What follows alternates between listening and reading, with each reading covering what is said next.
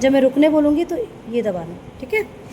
ठीक, तो ये मैंने क्या बताया आपको, क्या क्या पेपर है बताओ, 6 पेपर कौन कौन से, जल्दी बोलो। बॉटनी, जूलॉजी, केमिस्ट्री, ये समझ है।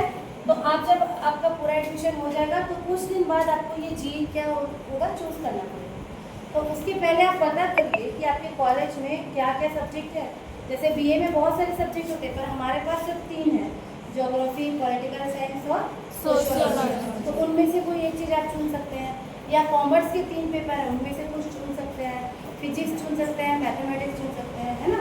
तो ये आपको पता करना पड़ेगा कि आप क्या लें। फिर आपसे एक फॉर्म भरा जाएगा जिसमें आप जी और वैक में भी बॉटनी, जूलॉजी, केमिस्ट्री तीनों में से कोई एक आप चूज करेंगे।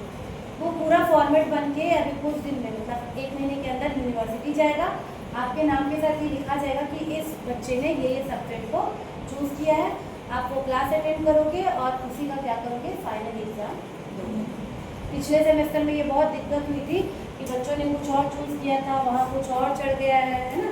जनरली थोड़ा गलती हो जाता है इसमें, फिर बाद में लेकिन उनको दिक्कत होता है। जो सब्जेक्ट आपका यूनिवर्सिटी पहुँच जाएगा कि इसने यही लिया है, फिर वो कई बार चेंज हो पाता है, कई बार नहीं होता।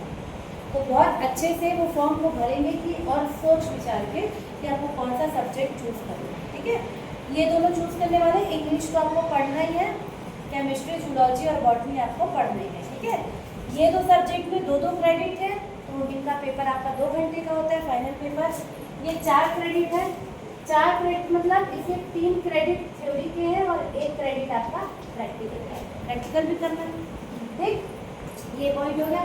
इसके बाद आपका टोटल ये कितने मार्क्स का होता है पेपर, टोटल 100 मार्क्स का पेपर है, ठीक है। मान लीजिए हम बॉटनी की बात कर रहे हैं तो 100 मार्क्स का आपका पेपर है। इसको 2 भाग में हम बांटेंगे, 70 मार्क्स आपका एंड सेमेस्टर एग्जाम में होगा और 30 मार्क्स आपका इंटरनल होता है। इंटरनल का मतलब क्या होगा और बताएगा, इंटरनल मतलब बीच में, CIA बोलेंगे इसको, CIA कंटिन्यूअस इंटरनल असेसमेंट, ठीक है। ये पेपर आप एंड में दोगे, कब दोगे, दिसंबर में। 70 नंबर का पेपर आप दिसंबर में। 30 नंबर का जो है इसको फिर से 2 भाग में बांटा गया है। एक है आपका 20 नंबर का टेस्ट या क्विज, इसको हम लोग लेंगे, 2 बार होगा ये, और एक होगा 10 नंबर का असाइनमेंट, ठीक है। तो ये 10 नंबर का जो असाइनमेंट है ये मैं आपको दूंगी जब पूरे एडमिशन हो जाएंगे, तब आपको 1 महीने या 2 महीने का टाइम मिलेगा। इसके अंदर जो भी आपको काम दिया जाएगा असाइनमेंट के अंदर, वो आपको करके जो डेट बताया जाएगा उस डेट तक जमा करना होगा, ठीक है। तो ये कैसा भी काम हो सकता है। पिछले बार हम लोग राइटिंग वर्क कराए थे, पर इस बार राइटिंग नहीं कराना है, हमको इसको ज़्यादा प्रैक्टिकली कराना है, क्योंकि हम बॉटनी वाले हैं तो प्लांट से ही रिलेटेड कुछ काम इसमें हम लोग करेंगे। ये आपको इंडिविजुअल करना है, एक को। ये जो 20 नंबर का टेस्ट है ये 2 बार आपका टेस्ट होगा, एक अभी सितंबर में होगा और एक अक्टूबर में होगा। दोनों बार 20-20 नंबर का टेस्ट होगा, ठीक है। तो ये तो 20-20 40 नंबर हो गए। तो इसको क्या करना है, ये जो 20-20 नंबर के टेस्ट होंगे इनमें जिसमें आपका ज़्यादा नंबर आएगा, बेस्ट ऑफ 2 बोलते हैं। मान लीजिए हर्षिता को एक बार आए 18 नंबर 20 में, ठीक है, और एक बार आए 14 नंबर।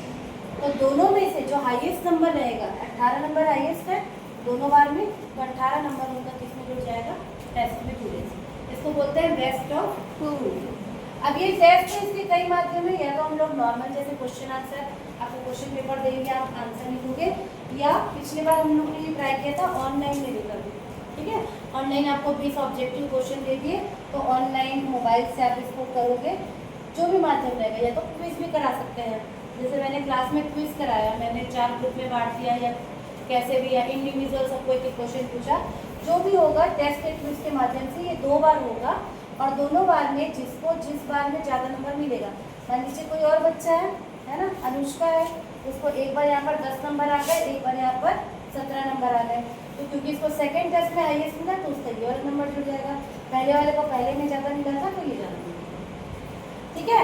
तो मान लीजिए इसमें इसको 18 नंबर मिले, असाइनमेंट में मैंने इसको 7 नंबर दे दिया, तो टोटल कितने हो गए, कितने हो गए, 25। तो देखो इंटरनल में आप इजीली थोड़ी सी मेहनत में अच्छे नंबर ला सकते हो। इंटरनल के 30 में अगर कोई 25 नंबर पा जा रहा है, टोटल पासिंग मार्क्स है उसके 40 मार्क्स पासिंग है, टोटल मार्क्स 40 पासिंग है। तो अगर इंटरनल में कोई बच्चा 25 नंबर पा जा रहा है तो इस एंड सेमेस्टर एग्जाम में उसको कितना पाना पड़ेगा पास होने के लिए? 15। तो इस 70 में सिर्फ वो 15 नंबर पाके इजीली क्या कर सकता है? पास कर सकता है ना।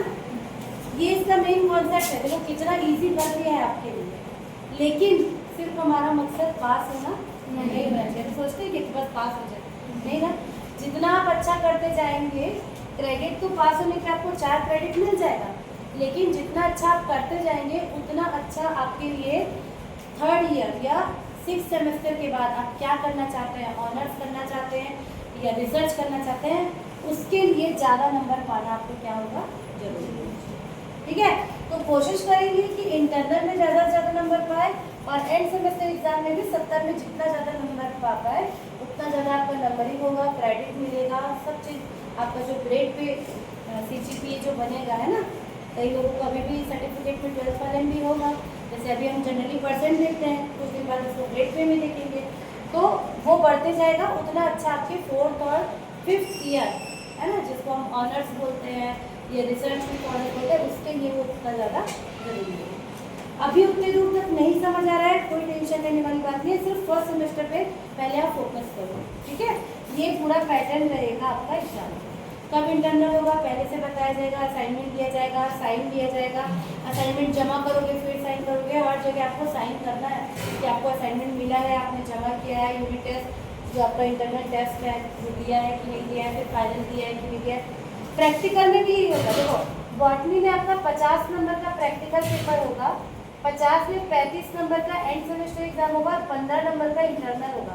प्रैक्टिकल में भी 15 नंबर में 10 नंबर का आपका टेस्ट होगा और 5 नंबर का यहाँ पर भी क्या है? असाइनमेंट है। तो प्रैक्टिकल में भी 15 में से आप पहले जितना भी पा लेंगे अपने 10 नंबर के टेस्ट और 5 नंबर के असाइनमेंट में, और एंड सेमेस्टर में जो नवंबर में आपका प्रैक्टिकल होना है वो 35 नंबर का होगा। दोनों जुड़ के आपको 50 में भी उतने ही नंबर पाने होंगे प्रैक्टिकल के लिए अलग से। ये जो बता रही हूँ ये थ्योरी का है, ये जो बता रही हूँ किसका है? प्रैक्टिकल का। याद है? क्लियर? चलो, इसके आगे भी बहुत कुछ है NEP में, लेकिन अब हम उसको धीरे धीरे और लोग जब आ जाएंगे फिर से ये सारी बात बताएंगे। ठीक है, ये आप लोगों को पता होना चाहिए क्योंकि आप ये पढ़ रहे हैं ना, ये नई चीज़ है। पिछले साल से क्या हुई है? लागू। और बनी कब से ये पॉलिसी? 2020 इसको बोलते हैं ना, 20 में ये बना है और इम्प्लीमेंट कब हुआ है? 2024 में लागू किया गया। ठीक है, तो आप लोग इसके क्या हो? सेकेंड बैच, है ना। फर्स्ट बैच वाले अभी 3rd सेमेस्टर में जाएंगे। ठीक, तो चलो हर पेपर के अंदर आपको 4 यूनिट पढ़ना है। जैसे बॉटनी है आपका वनस्पति विज्ञान, उसके अंदर आपको 4 यूनिट पढ़ना है। कल हम लोगों ने 4 यूनिट का क्या कर लिया था? पूरा डिटेल देख लिया था। क्या क्या था? फर्स्ट यूनिट में क्या पढ़े थे? Basic of plant sciences. Second unit में ब्रांचेस ऑफ बॉटनी। थर्ड में प्लांट फॉर ह्यूमन वेलफेयर और फोर्थ में एंशिएंट बॉटनी। तो जिन लोगों ने ये नहीं देखा है, ग्रुप में मैंने आज कल फिर डाला है सिलेबस। ठीक है, जिनके पास बुक है अच्छी बात है, नहीं है बुक तो भी कोई दिक्कत नहीं है, PDF में सबका डालती हूँ, आप अपने कॉपी में लिखेंगे। तो जो लोग आज पहली बार आए हैं जाकर एक कॉपी बनाएंगे बॉटनी की और जो सिलेबस है उसको पहले लिखेंगे, 2-3 पेज अभी छोड़ दे रहे हैं। ठीक है, तो हम लोग शुरू करेंगे आपका यूनिट 1 जो है क्या है? Basic of plant science. ठीक है, इसका पहला सबसे जो देखो फर्स्ट पीरियड आपका बहुत ईजी है भाई, बिल्कुल इंट्रोडक्शन है। आपको लगेगा 9th में पढ़ रहे हो। क्या कर रहे हैं हम? जो प्लांट साइंसेस है अभी तक आप 11th में बायोलॉजी करके पढ़ते आए हैं, है ना, जिसके अंदर आपको कुछ चैप्टर थे, कुछ चैप्टर प्लांट वाले थे, कुछ चैप्टर एनिमल वाले थे, कुछ चैप्टर माइक्रोब्स वाले, सूक्ष्मजीव वाले थे। यहाँ पर कॉलेज में सब अलग अलग हो जाता है। जैसे हम जो पढ़ रहे हैं वो क्या है? बॉटनी है। बॉटनी में क्या पढ़ते हैं हम? बॉटनी में हम प्लांट्स के बारे में पढ़ते हैं। प्लांट्स के बारे में हर चीज़ हमको पढ़ना है। ठीक है, तो धीरे धीरे हर एक सेमेस्टर में वो एडवांस होते जाएगा। अभी फर्स्ट सेमेस्टर के फर्स्ट मिनट में बिल्कुल बेसिक से शुरू किया गया है। बेसिक से क्या शुरू किया गया है? देखिए, कोई चीज़ को हम कोई भी नेचुरल जो चीज़ें हैं, नेचुरल समझते हैं, प्राकृतिक जो चीज़ें हैं उनको दो भाग में हम बांट सकते हैं, ठीक है। एक को हम बोलेंगे बायोलॉजिकल, और दूसरे को हम बोलते हैं फिजिकल। ठीक, बायोलॉजिकल के अंदर हम उन चीज़ों को लेंगे जो कि लिविंग है, जीवित है, ठीक है, जीवित है। जीवित का एक उदाहरण क्या होगा? मनुष्य, अपने आप को देख लो, सब जिंदा है यहाँ? सब जिंदा है और होश में है? कोई ऐसा तो नहीं हो रहा है क्या बोल गया मैं एकदम सर पे पंखा चल रहा है, ऐसे तो नहीं है? क्यों हिमांशु, क्या सोच रहे हो? कुछ तो सोच रहे हो। तो लिविंग में सारी चीजें हैं, ह्यूमन से लेके एनिमल तक। और पौधे क्या है? पौधे लिविंग है कि डेड है? लिविंग। कैसे पता? सांस लेते देखिए तो कैसे पता? वो पत्ते ग्रो होते हैं। हाँ, मतलब लिविंग को हम लिविंग, कोई भी चीज़ को जीवित बोलने की कुछ प्रॉपर्टीज होती है ना, अभी देखेंगे क्या होती है। फिजिकल में वो चीज़ें आएंगी जो कि नॉन लिविंग है, जो कि जिंदा नहीं, निर्जीव। इसमें क्या आएगा? बहुत सारी चीजें हैं जो हमारे आसपास नॉन लिविंग है, ठीक है। अगर इसकी डेफिनेशन देखें बुक के हिसाब से, है ना, लिविंग को बोलेंगे जीवधारी या सजीव। अगर हमको इसको डिफाइन करना हो, इसको समझाना हो, तो कैसे समझा सकते हैं? देखो डेफिनेशन देखो, है ना, बुकिश लैंग्वेज में बोलती हूँ। जीवन एक निश्चित संगठन है जो रासायनिक पदार्थ और उनके समन्वय तथा सक्रियता के कारण उत्पन्न होती है। सजीव वस्तुएं हमेशा एक विशिष्ट संगठन स्तर की अभिव्यक्ति करती है। जो भी चीज़ हमारे पास लिविंग है उसका कुछ ना कुछ क्या है, एक पर्टिकुलर शेप साइज हमको देखने को मिलेगा, ठीक है। सजीव वस्तुएं ऐसी वस्तुएं जिनका एक विशिष्ट संगठन होता है और उनका एक निश्चित जीवन चक्र होता है, उनका एक लाइफ साइकिल होगा। जैसे ह्यूमन का भी आप देखेंगे, ये किसी भी एनिमल का देखेंगे या प्लांट का भी देखेंगे, तो कैसा होगा उनका जीवन चक्र? पहले वो पैदा होंगे, छोटे से जीव रहेंगे, धीरे धीरे उनका शेप बढ़ेगा, साइज बढ़ेगा, है ना। ह्यूमन में भी आप देखेंगे पहले वो क्या होता है, छोटा सा बच्चा जो होता है छोटा सा होता है, फिर बड़ा होगा, फिर बड़ा होगा, फिर युवावस्था में आएगा, फिर वृद्धावस्था में आएगा और अंततः उसका क्या होगा, जीवन चक्र समाप्त होगा। तो जो भी चीज़ें सजीव है उनका क्या होगा, एक पर्टिकुलर जीवन चक्र या लाइफ साइकिल होता है, ठीक है। सभी जीवित वस्तुएं वास्तव में जीवधारी ऑर्गेनिज्म होते हैं जो कि अपने अस्तित्व को बनाए रखने के लिए पर्यावरण के साथ अंतरक्रिया करते हैं। सभी जीवधारी पोषण करते हैं, वृद्धि करते हैं, प्रजनन करते हैं और अंत में मृत्यु को प्राप्त करते हैं। तो हम कोई भी जो सजीव चीज़ है, लिविंग चीज़ है, हम उनको ऐसे ही डिफाइन कर सकते हैं, ठीक है। कि उनका निश्चित आकार होगा, उनका जीवन चक्र होगा और जितनी चीज़ें अभी मैंने बताई होगी, ठीक है। अब इनकी विशेषता या गुण क्या होंगी? सजीव चीज़ों की विशेषता या गुण क्या क्या हो सकते हैं? तो हम कैसे उनकी विशेषता बता सकते हैं, क्या क्या वो करेंगे? सबसे पहला अभी भी बताइए, सबसे पहला क्या होंगी? वो संगठित संरचना होगी, जैसे आपकी है ना ह्यूमन बॉडी या कोई एक पौधा, एक संगठित संरचना है, ठीक है। दूसरा, ये जीवन भर अपना कोशिकीय संगठन बनाए रखते हैं। कोशिका समझते हैं, सेल, सेल को कैसे डिफाइन करते हैं? कोशिका को ट्वेल्थ में पढ़ा होगा। कोशिका को कैसे डिफाइन कर सकते हैं?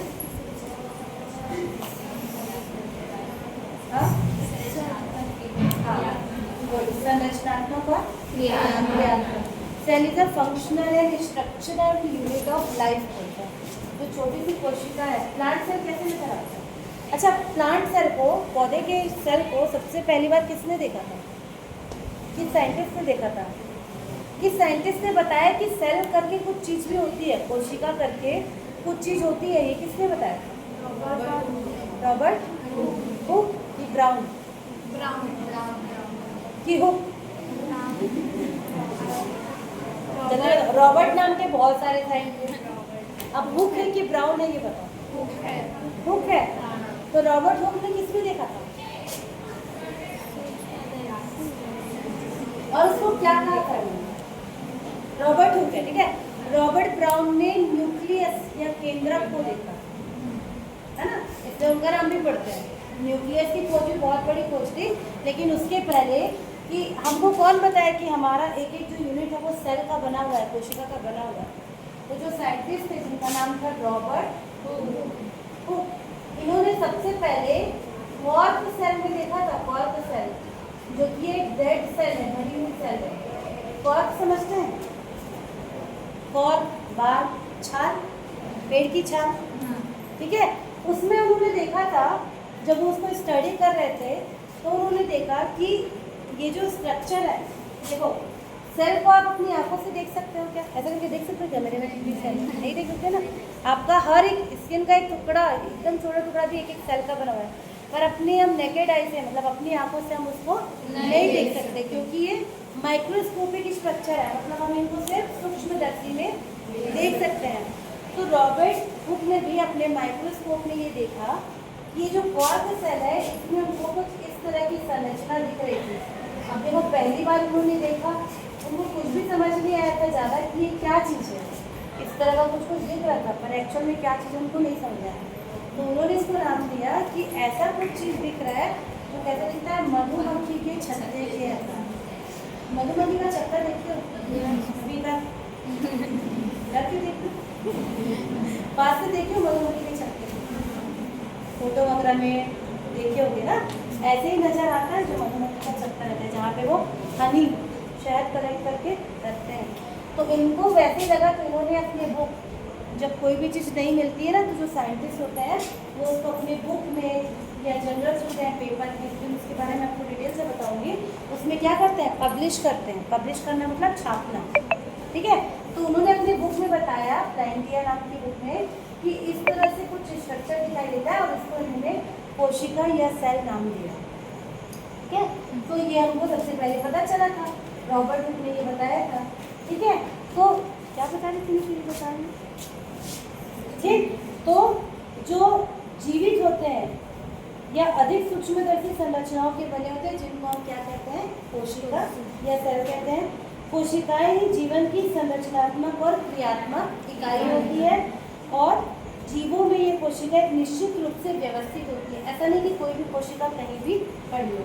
इनका जो शेप होता है, हर एक कोशिका का शेप होता है या साइज होता है, आकार होता है, वो अलग अलग जगह पे अलग अलग तरीके से हो सकता है। जैसे आपने देखा होगा, आपने ये सुना, इस तरह से कोशिका होती है जो हमारी एपिथेलियल सेल होती है। ऐसे करके आपने एक डायग्राम देखा होगा अपने 12th में, रेक्टेंगुलर लंबी लंबी एपिथेलियल, मतलब ये वाली जो सबसे ऊपर की लेयर होती है, इसकी कोशिका ऐसी होती है।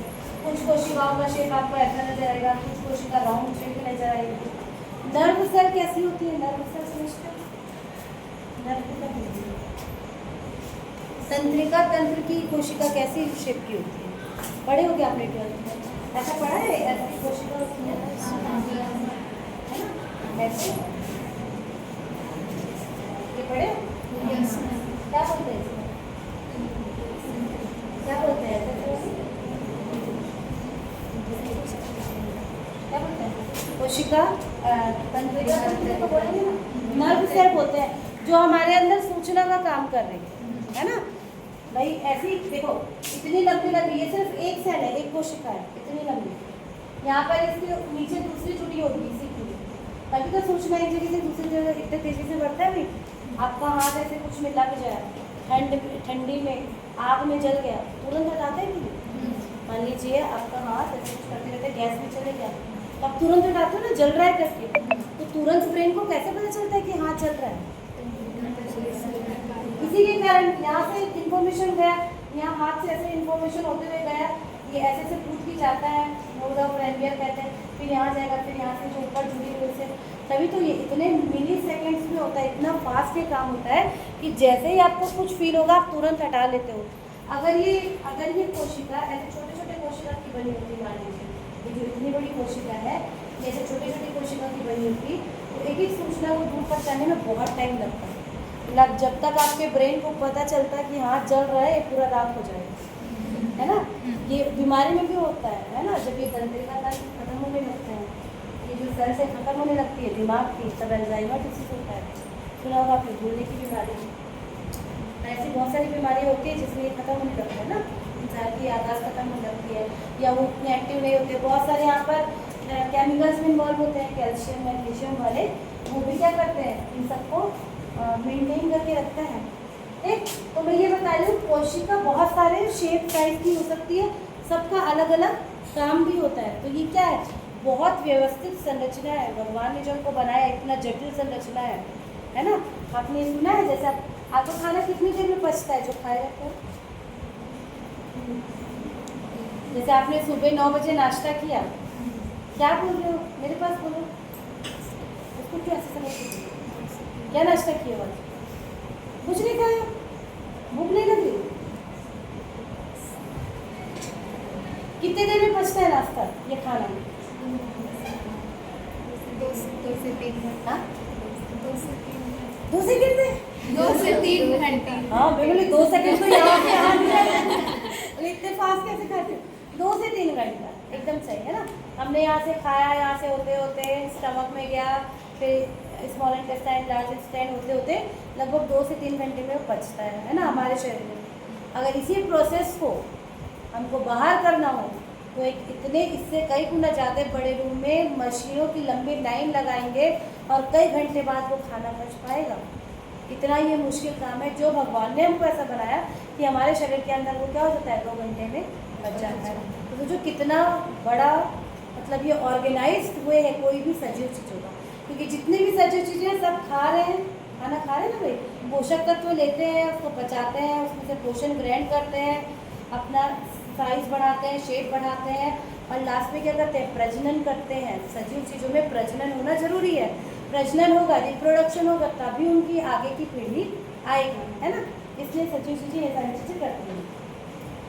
सभी जीवित वस्तुओं में वृद्धि और विकास होगा, ये जान रहे हैं, समझ रहे हैं ना। अगर वो सजीव है तो उनमें वृद्धि, ग्रोथ और विकास, डेवलपमेंट होगा। ये आपने देखा है, पौधा जब हम लगाते हैं तो इतना सा रहता है, धीरे धीरे धीरे धीरे बढ़ते जाता है। ह्यूमन में भी आपने देखा है, एनिमल में भी आपने देखा है, ठीक है। तो इनकी प्रॉपर्टी है। उसके अलावा वो अपने पर्यावरण के साथ अंतर क्रिया करते हैं और अपने पर्यावरण के अनुरूप समायोजित करने में सक्षम होते हैं। अब ऐसा नहीं कि लिविंग जो है वो अपने से रह ले, उनको नॉन लिविंग से भी पूरा काम पड़ता है। जैसे आप लिविंग है लेकिन आप जिंदा कैसे हैं? सांस ले रहे हैं तभी जिंदा है ना भाई, हम सांस ले रहे हैं तभी जिंदा है। तो जो हमको ये ऑक्सीजन मिल रहा है, हवा मिल रहा है, ये कहाँ से मिल रहा है? नॉन लिविंग, है ना।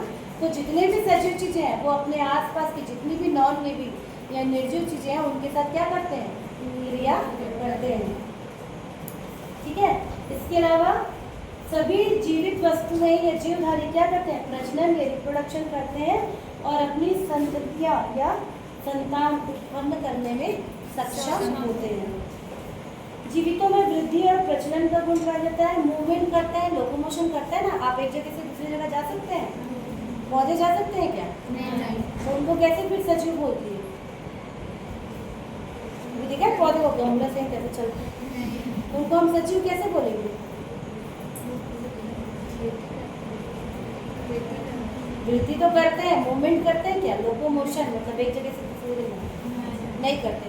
तो उनका मूवमेंट हम उसी से लेते हैं कि उनमें क्या हो रही है, ग्रोथ हो रही है, ठीक है। फिर देखो, जीवधारी अपना जीवन बनाए रखने के लिए ऊर्जा का उपयोग करते हैं, ठीक है। जीवितों में उपापचय या मेटाबॉलिज्म होता है। मेटाबॉलिज्म समझते हैं? उपापचय क्या होता है? इंग्लिश में मेटाबॉलिज्म होता है। क्या होता है फिर उपापचय? पढ़े होगे आप लोग 11th कौन बताएगा, जल्दी बताओ। बोल सकते हो, जिसको जो आइडिया है बोल सकते हो, गलत भी बोलोगे तो कोई बात नहीं, मैं किसी को नहीं कहता हूँ। तो बोल सकते हो, बताओ। उपापचय या मेटाबॉलिज्म क्या होता है? शरीर में होने वाली रासायनिक क्रिया, बिल्कुल सही। इसके अंदर 2 होते हैं, एनाबॉलिज्म, कैटाबॉलिज्म। मतलब 2 चीज़ें जुड़ती भी हैं और जो जुड़ी हुई चीज़ें हैं वो टूटती भी हैं। आप जो खाना खाते हो, है ना, आपने खाया खाना, वो एज इट इज़ थोड़ी अंदर जाता है। आपने आज भिंडी की सब्जी खाई, इमेजिन करो, सब कर ली, भिंडी दिख रहा है सबको, कढ़ाई में दिख रहा है कि टिफिन में दिख रहा है, ठीक है। आपने उसको खाया, दांतों से चबाया, अंदर गया, उसके बाद भी उसका बहुत सारा क्या होगा, ब्रेक डाउन, छोटे छोटे टुकड़ों में टूटेगा। जब तक सबसे सिंपलेस्ट फॉर्म में नहीं बचेगा, हमारा शरीर उसको एब्जॉर्ब नहीं कर सकता। तो ये प्रोसेस कैटाबॉलिज्म कहलाती है, मतलब वो टूट रहा है। फिर अंदर कुछ होगा जो जुड़ता है और ये दोनों मिलके क्या कहलाते हैं, उपापचय या मेटाबॉलिज्म। उसी से हमको क्या मिलती है, एनर्जी। जो आपको एनर्जी मिल रही है एटीपी के फॉर्म में, वो उसी से मिल रही है। आप सोचो खाना नहीं खाते हो तो एनर्जी नहीं मिलती है, तो खाना खाने से कैसे मिल रही है, क्योंकि हमारे अंदर ऐसे बहुत सारे साइकिल चल रहे हैं जो उसको यूज़ करते हैं और हमको एनर्जी देते हैं। हमको यही सारी चीज़ें किसके लिए देखनी है, प्लांट के लिए भी। प्लांट में भी होता है, पौधे जो होते हैं वो अपना खाना खुद बनाते हैं कि पड़ोसी से लेते हैं, खुद बनाते हैं, इसलिए हमको क्या बोलते हैं, स्वपोषी। हम क्या है, हाँ हम क्या है, एनिमल क्या है, ह्यूमन क्या है, परपोषी है। पर मैं तो अपना खाना खुद बना के आई हूँ आज। तो मैं तो स्वयंपोषी हो गई नहीं, क्यों, हाँ स्वयंपोषी और परपोषी में अंतर क्या है, स्वपोषी किसको बोलेंगे, जो अपना भोजन खुद बनाते हैं जैसे कि पौधे, और परपोषी किसको बोलेंगे, जो दूसरे के ऊपर डिपेंड है ना। भले हम अपने हाथों से अपना खाना बना रहे हैं लेकिन हम डिपेंड किनके ऊपर है, प्लांट पे, है ना। और कुछ लोग जो नॉनवेज खाते हैं उनके ऊपर भी डिपेंड है भाई। तो जो सजीव वस्तुएं हैं, सजीव हैं, वो क्या होते हैं, अपना खाना बनाएंगे और उसको पचाकर उससे एनर्जी भी लेते हैं। फिर जीवधारियों में संवेदनशीलता पाई जाती है। संवेदनशीलता मतलब क्या होता है, संवेदनशीलता मतलब सेंसिटिव होते हैं। भाई आपको डंडे से मारूंगी तो भागूंगी कि नहीं मैं खड़े रहूंगी, कौन तो खड़े रहेगा। जितने भी लिविंग है वो संवेदनशील होते हैं किसके प्रति, कोई भी बाहर से चीज़ आई, जैसे आपको अगर अभी एकदम ठंडी हवा चलने लग गई तो आप ऐसे करोगे, हो रही ना, आपको फील हो रहा है ना। अभी पंखा बंद हो जाएगा तो गर्मी लगने लगेगी। ये तो दो कंडीशन हो गई, इसके अलावा कोई भी कंडीशन हो हम क्या होते हैं उसके प्रति संवेदनशील। लेकिन टेबल होगा क्या, टेबल ऐसे बोलेगा कि मैं छुप जाऊँ ठंडी हवा आ रही है, नहीं, है ना। टेबल हो गया, चेयर हो गया, जो भी निर्जीव चीज़ें हैं वो कभी भी संवेदनशील नहीं होती। तो कितना भी ठोस पीट लो यहाँ से नहीं भरेगा, ठीक है। तो जो सजीव चीज़ें होती हैं वो संवेदनशील होती हैं। उनमें स्पर्श एवं अन्य उद्दीपनों के प्रति प्रतिक्रिया होती है तथा इनमें पर्यावरण में होने वाले परिवर्तनों के प्रति भी संवेदनशीलता पाई जाती है। पर्यावरण में जो भी चीज़ आएगा, जो सजीव वस्तु है उसको क्या कर सकते हैं, फील कर सकते हैं, ठंडी पड़ी, गर्मी पड़ी, बरसात पड़ी, सारी चीज़ें, ठीक। इसके अलावा प्रत्येक जीवधारी का एक निश्चित जीवन काल होता है, हमने देख लिया। जीवधारी भोजन का पाचन करने में सक्षम होते हैं और इन्हें व्यर्थ पदार्थों का उत्सर्जन करने के गुण भी पाए जाते हैं, है ना। हमने कुछ खाया, पचाया और जो हमारे काम का चीज़ नहीं है उसको उत्सर्जन भी करते हैं, प्लांट भी और एनिमल भी। तो इतने जो कैरेक्टर है ये किसके कैरेक्टर है, लिविंग सजीव चीज़ों के। अब जो अजीवित वस्तुएं हैं उनके क्या क्या गुण हो सकते हैं, सोचो क्या क्या गुण हो सकते हैं। उसके पास लाइफ नहीं होगा, हाँ उनका कोई जीवन चक्र नहीं होगा। जैसे टेबल ऐसा थोड़ी कि हमने इसको कुछ महीने छोड़ दिया तो हो गया, हो सकता है क्या, नहीं हो सकता। तो ये प्रश्न नहीं कर सकते। जितनी चीज़ें आपने सजीव में गुण में पढ़ा उतनी चीज़ों को आप ऐसा नहीं होता है करके उसको निर्जीव में पढ़ सकते हैं, जितने पॉइंट्स हमने पढ़ा, ठीक है। जनरली टेबल फॉर्म में पूछता है इसको एग्जाम में कि सजीव और निर्जीव के बीच गुण को बताइए, मतलब उनके गुण को बताइए। आप इसे टेबुलर फॉर्म में लिख सकते हैं।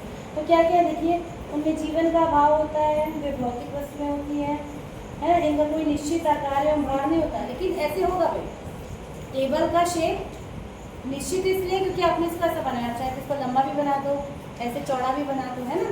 तो लेकिन हम इनको निश्चित नहीं बोल सकते, ठीक। जैसे ह्यूमन बीइंग ऐसे ही दिखेगा जैसे आप सब दिख रहे हो, है ना, ऐसे ही शेप रहेगा ना, थोड़ा सा उसमें चेंजेस आएगा, कोई मोटा है, कोई पतला है, कोई लंबा है, कोई छोटा है, पर वो भी एक निश्चित है उसके लिए, ठीक है। फिर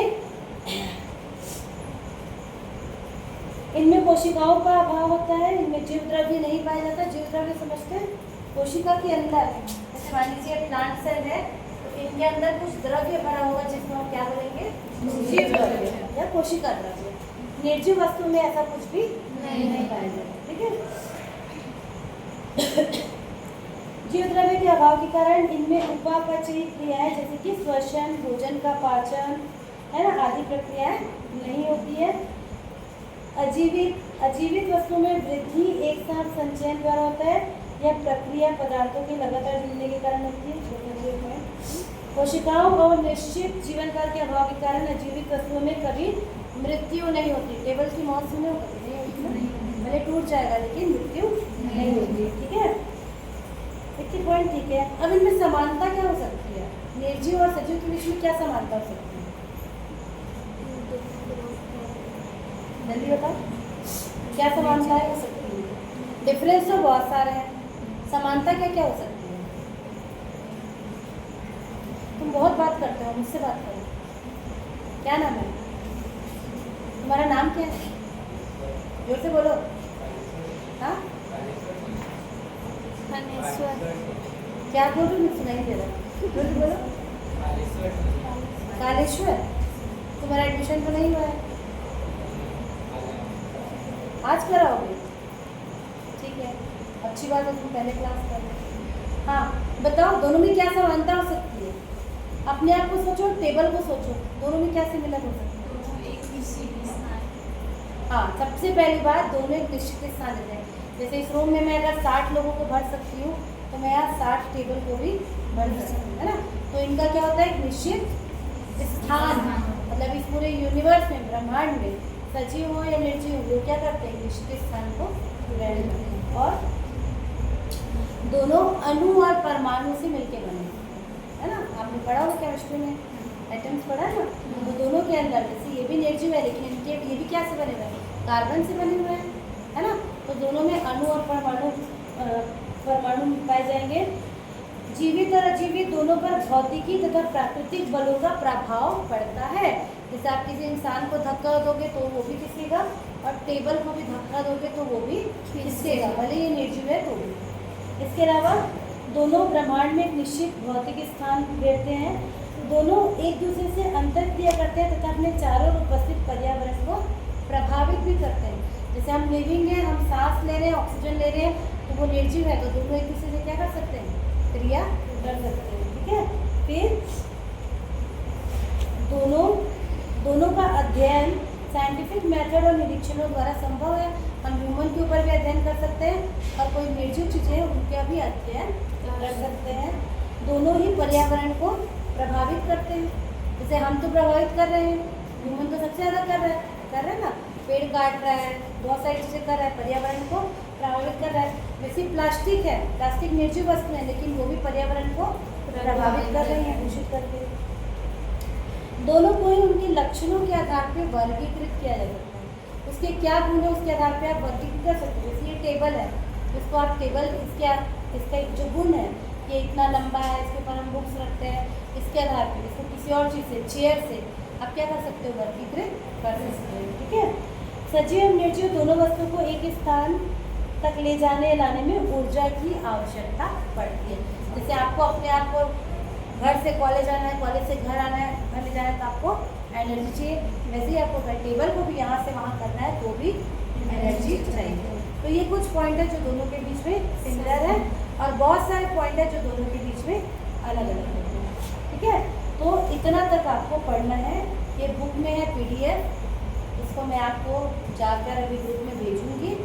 इसको आपको पढ़ के अपनी कॉपी में जो इम्पोर्टेंट पॉइंट्स है उसको लिखना है।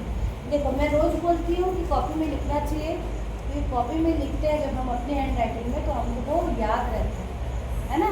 तो मैं आपको PDF भेजूँगी, जिनके पास बुक अच्छी बात है, नहीं है वो उसका प्रिंट आउट भी निकाल सकते हैं, पर उससे ज़्यादा अच्छा है कि आप इसको लिखिए। अभी आपकी ज़्यादा क्लासेस हो नहीं रही हैं, आपके पास टाइम है, अभी आप क्या हो, स्टूडेंट हो, आपका सबसे पहला काम पढ़ाई करना होना चाहिए। उसके बाद आप जो करना चाहोगे, है ना। तो जाके आज जितना हमने आज पढ़ा है, हालांकि ये कोई बड़ा टॉपिक नहीं है, बहुत छोटा सा टॉपिक है, लेकिन जो भी पढ़ रहे क्योंकि हमारे सिलेबस में है, करिकुलम में है, तो हमको इससे क्वेश्चन आ सकता है। आप सोचोगे सचिन निर्जीव आपको पता है, लेकिन जब लिखने बैठोगे तो पॉइंट याद नहीं आता है। कॉपी में लिखे रहोगे, पढ़े रहोगे, तब आप एग्जाम में जल्दी जल्दी इसको लिख सकते हो। ठीक है, तो आज जाके आप इसको क्या करोगे? पढ़ोगे।